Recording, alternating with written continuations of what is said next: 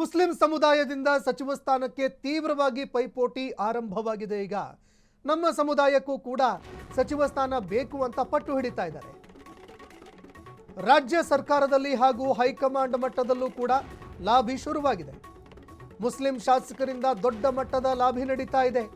ಬೆಂಗಳೂರಿನಿಂದ ಜಮೀರ್ ಅಹಮದ್ ಖಾನ್ ಅವರು ಬೇಕೇ ಬೇಕ್ರಿ ನನಗೆ, ಅದೇನು ಮಾಡ್ತಿರೋ ಗೊತ್ತಿಲ್ಲ, ನಾನು ಸಚಿವನಾಗಬೇಕು ಅಂತ ಅವರು.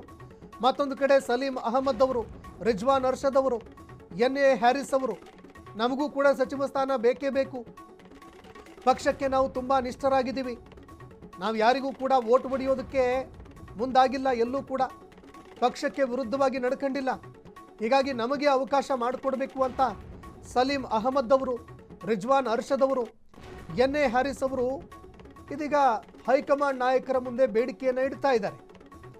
4 ಜನರಲ್ಲಿ ಒಬ್ಬರು ಅಥವಾ ಇಬ್ಬರಿಗೆ ಮಂತ್ರಿಗಿರಿ ಸಿಗುವ ಸಾಧ್ಯತೆ ಇದೆ. ಜಮೀರ್ ಪರವಾಗಿ ವೇಣುಗೋಪಾಲ್ ಅವರು ಬ್ಯಾಟಿಂಗ್ ಮಾಡ್ತಾ ಇದ್ದಾರಂತೆ. ಕೇರಳದಲ್ಲಿ ಪ್ರಚಾರ ಮಾಡಿ ಕಾಂಗ್ರೆಸ್ ಅಭ್ಯರ್ಥಿಗಳನ್ನು ಜಮೀರ್ ಅಹಮದ್ ಅವರು ಗೆಲ್ಲಿಸಿದ್ರು. ಮುಸ್ಲಿಂ ಸಮುದಾಯದ ಮಾಸ್ ಲೀಡರ್ ಜಮೀರ್ ಅಹಮದ್ ಅವರು. ಹೀಗಾಗಿ ಜಮೀರ್ಗೆ ಸಚಿವ ಸ್ಥಾನಕ್ಕಾಗಿ ಕೆ.ಸಿ. ವೇಣುಗೋಪಾಲ್ ಅವರು ಒಲವು ತೋರ್ತಾ ಇದ್ದಾರೆ ಅನ್ನೋ ಮಾತುಗಳು ಕೇಳಿಬರ್ತಾ ಇದೆ. ಆದರೆ ಆಡಿಯೋ ವಿಚಾರಕ್ಕೆ ಸಂಬಂಧಪಟ್ಟಂತೆ ಅವರಿಗೆ ಹಿನ್ನಡೆ ಆಗಿರುವಂಥದ್ದನ್ನು ಇಲ್ಲಿ ಸ್ಮರಿಸಬೇಕಾಗತ್ತೆ. ಅದರಿಂದ ಹಿನ್ನಡೆ ಆಗಿರುವಂಥದ್ದು ಸತ್ಯ. ಇದರ ಹೊರತಾಗಿಯೂ ಕೂಡ ಜಮೀರ್ ಅಹಮದ್ ಅವರು ಬೇಕೇ ಬೇಕ್ರಿ ಸಚಿವ ಸ್ಥಾನ ಅಂತ ಪಟ್ಟು ಹಿಡಿತಾ ಇದ್ದಾರೆ. ಇನ್ನು ಜಮೀರ್ ಮಂತ್ರಿಗಿರಿ ಕುತ್ತು ತರತ್ತ ಆಡಿಯೋ ಅನ್ನುವಂತಹ ಪ್ರಶ್ನೆ ಎದುರಾಗ್ತಾ ಇದೆ. 50% ಮಾತ್ರ ಸಚಿವ ಸ್ಥಾನ ಸಿಗುವಂತಹ ನಿರೀಕ್ಷೆಯಲ್ಲಿ ಜಮೀರ್ ಅವರಿದ್ದಾರೆ. ರಿಜ್ವಾನ್ ಪರವಾಗಿ ಸಚಿವ ಕೃಷ್ಣ ಬೈರೇಗೌಡ ಅವರು ಲಾಬಿ ನಡೆಸ್ತಾ ಇದ್ದಾರೆ. ಸದ್ಯ ದೆಹಲಿಯಲ್ಲಿ ಬೀಡು ಬಿಟ್ಟಿದ್ದಾರೆ ರಿಜ್ವಾನ್ ಅರ್ಷದ್ ಅವರು. ಸಲೀಂ ಅಹಮದ್, ಹ್ಯಾರಿಸ್ ಇಬ್ಬರಿಗೆ ಮಂತ್ರಿಗಿರಿ ಸಿಗುವಂತಹ ಸಾಧ್ಯತೆ ಇದೆ. ಸಂಪುಟಕ್ಕೆ ಸೇರಿಸಿಕೊಳ್ಳೋದಕ್ಕೆ ಡಿ.ಕೆ. ಶಿವಕುಮಾರ್ ಅವರು ಪ್ಲಾನ್ ಮಾಡಿದ್ದಾರೆ ಅನ್ನೋ ಮಾತುಗಳು ಕೇಳಬರ್ತಾ ಇದೆ. ಅಂದರೆ ಇಬ್ಬರು ನಾಯಕರಲ್ಲಿ ಈ ಇಬ್ಬರಿಗೂ ಕೂಡ ಸಚಿವ ಸ್ಥಾನ ಸಿಗುವಂತಹ ಸಾಧ್ಯತೆಗಳು ಇದೆ ಅನ್ನೋ ಮಾತುಗಳು ಕೇಳಬರ್ತಾ ಇದೆ. ನೋಡಿ, ಒಂದು ಕಡೆ ಜಮೀರ್ ಅಹಮದ್ ಅವರು ಬೇಕೇ ಬೇಕು ಅಂತ ಪಟ್ಟು ಹಿಡಿತಾ ಇದ್ದಾರೆ. ಇನ್ನು ಸಲೀಂ ಅಹಮದ್ ಅವರು, ನಾನು ಪಕ್ಷ ಸಂಘಟನೆ ಮಾಡಿದ್ದೀನಿ, ಪಕ್ಷಕ್ಕಾಗಿ ಸಾಕಷ್ಟು ದುಡಿದಿದ್ದೀನಿ, ಹೀಗಾಗಿ ನನಗೂ ಅವಕಾಶ ಮಾಡಿಕೊಡ್ಬೇಕು ಅಂತ ಅವರು ಹೇಳ್ತಾ ಇದ್ದಾರೆ. ಎನ್.ಎ. ಹ್ಯಾರಿಸ್ ಅವರು ಕೂಡ ಪ್ರಯತ್ನವನ್ನು ಮಾಡ್ತಾ ಇದ್ದಾರೆ. ಈ ಬಗ್ಗೆ ಮತ್ತಷ್ಟು ಮಾಹಿತಿ ಕೊಡ್ತಾರೆ ಪ್ರತಿನಿಧಿ ಮಾರುತಿ, ಫೋನ್ ಸಂಪರ್ಕದಲ್ಲಿ ಜಾಯ್ನ್ ಆಗಿದ್ದಾರೆ. ಮಾರುತಿ, ಅಲ್ಪಸಂಖ್ಯಾತರಲ್ಲಿ ಸಚಿವ ಸ್ಥಾನಕ್ಕಾಗಿ ಪೈಪೋಟಿ ನಡೀತಾ ಇದೆ. ಒಂದು ಕಡೆ ಆಡಿಯೋ ಜಮೀರ್ ಅಹಮದ್ ಅವರಿಗೆ ಹಿನ್ನಡೆ ಆಗ್ತಾ ಇದ್ರೆ, ಇನ್ಯಾವ್ಯಾವ ನಾಯಕರು ಯಾವ ರೀತಿ ಲಾಬಿ ನಡೆಸ್ತಾ ಇದ್ದಾರೆ, ಈ ಬಗ್ಗೆ ಮತ್ತಷ್ಟು ಮಾಹಿತಿ ಕೊಡೋದಾದ್ರೆ. ಸಂತೋಷ್, ಮುಸ್ಲಿಂ ಸಮುದಾಯದಿಂದ ಸಾಕಷ್ಟು ಹಿರಿಯ ನಾಯಕರು ಮತ್ತು ಶಾಸಕರು ಕೂಡ ಸಚಿವ ಸ್ಥಾನಕ್ಕಾಗಿ ತೀವ್ರ ಲಾಬಿಯನ್ನ ನಡೆಸ್ತಾ ಇರೋದು. ಪ್ರಮುಖವಾಗಿ ರಾಜ್ಯ ಮಟ್ಟದಲ್ಲೂ ಕೂಡ ಲಾಬಿ ನಡೆಸ್ತಾ ಇದ್ದಾರೆ. ಅದೇ ರೀತಿ ಹೈಕಮಾಂಡ್ ನಾಯಕರನ್ನ ಭೇಟಿಯಾಗಿ ಕೂಡ ಲಾಬಿಯನ್ನ ನಡೆಸ್ತಾ ಇರೋದು.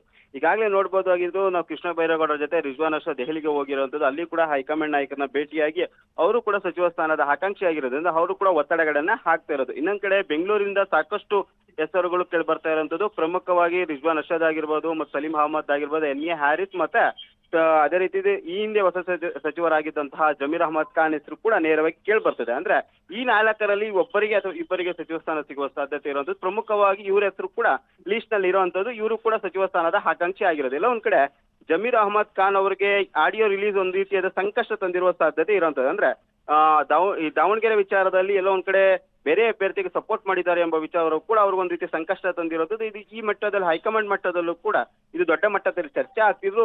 ಎಲ್ಲ ಒಂದ್ ಕಡೆ ವೇಣುಗೋಪಾಲ್ ಅವರು ಜಮೀರ್ ಅಹಮದ್ ಖಾನ್ ಅವರು ಪರವಾಗಿ ನಿಂತಿದ್ದಾರೆ ಎಂಬ ಚರ್ಚೆ ಕೂಡ ಕಾಂಗ್ರೆಸ್ ನಲ್ಲಿ ಇರುವಂತದ್ದು. ಯಾಕೆಂದ್ರೆ ಕೇರಳ ಚುನಾವಣೆ ಸಂದರ್ಭದಲ್ಲೂ ಕೂಡ ಜಮೀರ್ ಅಹಮದ್ ಖಾನ್ ಹೋಗಿದ್ರು, ಅಲ್ಲೂ ಕೂಡ ಪ್ರಚಾರವನ್ನ ಮಾಡಿಸಿದ್ರು, ಮತ್ತೆ ಒಂದಷ್ಟು ಅಭ್ಯರ್ಥಿಗಳ ಗೆಲುವು ಕೂಡ ಅವರು ಕಾರಣರಾಗಿದ್ರು. ಅದರಿಂದಾಗಿಯೇ ಮತ್ತೆ ಅದೇ ರೀತಿಯಾದಂತೆ ಮುಸ್ಲಿಂ ಸಮುದಾಯದಲ್ಲೂ ಕೂಡ ಹಿಡಿತನ ಹೊಂದಿರುವಂತಹ ಜಮೀರ್ ಅಹಮದ್ ಖಾನ್ ಪರವಾಗಿ ಕೆಲ ರಾಜ್ಯ ನಾಯಕರು ಮತ್ತು ಅದೇ ರೀತಿ ಮೌಲ್ಯಗಳಾಗಿರ್ಬೋದು ಮತ್ತು ಒಂದಷ್ಟು ಜನ ಸ್ವಾಮೀಜಿಗಳು ಕೂಡ ಪ್ರತಿಭಟನೆಯನ್ನ ನಡೆಸಿರುವಂತದ್ದು.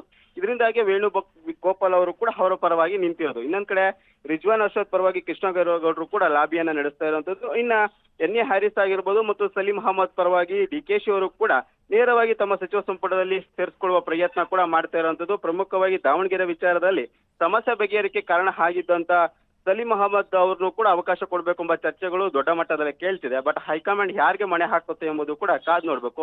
ಇನ್ನೊಂದ್ ಕಡೆ ಮೈಸೂರು ಭಾಗದಿಂದ ತನ್ವೀರ್ ಶೇಟ್ ಹೆಸರು ಕೂಡ ಪ್ರಬಲವಾಗಿ ಕೇಳಿ ಬರ್ತಿದೆ. ಅವರು ಕೂಡ ಸಾಕಷ್ಟು ಬಾರಿ ನಾನು ಸಚಿವ ಸ್ಥಾನದ ಆಕಾಂಕ್ಷಿ ಅಂತ ನೇರವಾಗಿ ಹೇಳಿದ್ದು ಉಂಟು. ಅವರ ಹೆಸರು ಕೂಡ ಕೇಳಿ ಬರ್ತಿದೆ. ಇನ್ನೊಂದ್ ಕಡೆ ಈ ಹಿಂದೆ ಸಚಿವರಾಗಿದ್ದಂತಹ ರಹೀಂ ಖಾನ್ ಹೆಸರು ಕೂಡ ಪ್ರಬಲವಾಗಿ ಕೇಳಿ ಬರ್ತಿದೆ. ಆರ್ಥಿಕವಾಗಿ ಸಬಲರು ಕೂಡ ರಹೀಂ ಖಾನ್ ಆಗಿರೋದ್ರಿಂದ ಅವ್ರಿಗೂ ಕೂಡ ಹೈಕಮಾಂಡ್ ಮಟ್ಟದಲ್ಲಿ ಒಂದಷ್ಟು ಹಿಡಿತ ಹೊಂದಿರೋದ್ರಿಂದ ಅವ್ರಿಗೂ ಕೂಡ ಸಚಿವ ಸ್ಥಾನ ಸಿಗುವ ಸಾಧ್ಯತೆ ಇರುವಂತದ್ದು. ಒಟ್ಟಲ್ಲಿ ಇಷ್ಟು ಜನ ಅಂದ್ರೆ 6 ಜನರಲ್ಲಿ 2 ಮಾತ್ರ ಸಚಿವ ಸ್ಥಾನ ಸಿಗುವ ಸಾಧ್ಯತೆ ಇರುವಂತದ್ದು.